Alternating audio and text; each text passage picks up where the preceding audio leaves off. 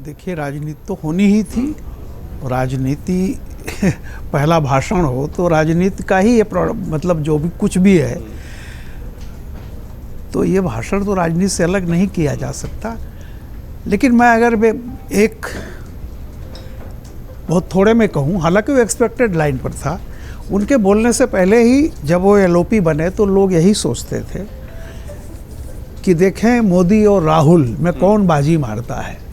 दर्शक भी यही थे और मुझे लगता है कहीं ना कहीं से ये दोनों नेता सदन और नेता प्रतिपक्ष दोनों भी अगर निचोड़ देखिए तो मुझे लगता है कि समस्याएं कही गई, लेकिन मुझे लगा कि राहुल जी मोदी पर बोल रहे थे और मोदी जी राहुल पे बोल रहे थे। ईमानदारी की बात यह है, शुरुआत है, अच्छी बात थी, लेकिन अगर ये यहीं थम जाए, इसके आगे न बढ़े, तो मेरा हमेशा ये होता है कि जब आपके विचार बिल्कुल साफ हैं, सवाल साफ हैं, तो बॉडी लैंग्वेज या कोई और गेस्चर की कोई ज़रूरत नहीं होती है, ना कोई अपशब्द की ज़रूरत होती, किसी तरह की नहीं, किसी का भी हो।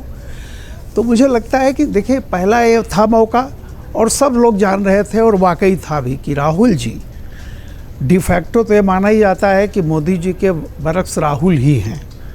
वो अलग बात है कि जनता क्या चुनती है नहीं चुनती है, लेकिन उनको राहुल का एक तरह से उड़बी है माना जाता है। और पहले राहुल ने 2019 में कहा भी था एक तरह से वो जो चीज़ें थी वो काफ़ी हावी रहीं। मुद्दे मुझे लगा दोनों तरफ से मुद्दे कहीं जिन पर होना चाहिए था वो मुद्दे कहीं ना कहीं दब गए। पर्सनालिटी का जो शोर शराबा रहा, उसने कैसे क्या किया, जैसे होता है स्कोर करना, और जनता में भी देखिए जो रिजल्ट आए हैं, रिजल्ट भी आए हैं कि बहुत साफ तो मैंडेट नहीं है जो भी है।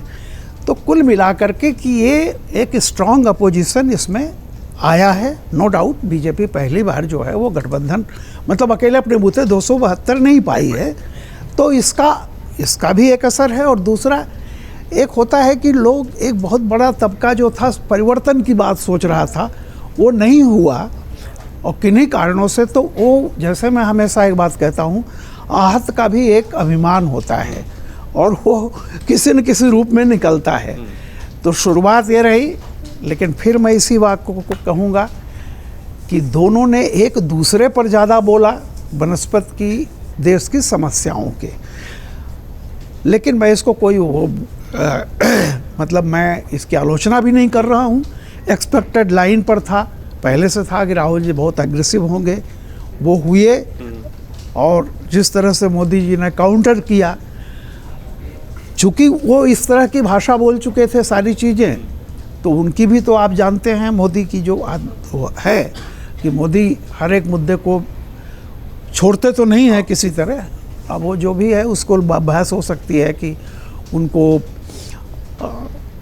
जो देवताओं की या इस तरह के उनके फ़ोटो नहीं दिखाने चाहिए थे, तो मोदी जी को भी बालक बुद्धि वाला जो चीज़ हुई, ये सब चीज़ें मुझे ऐसा लगता है कि शुरुआत हो गई है।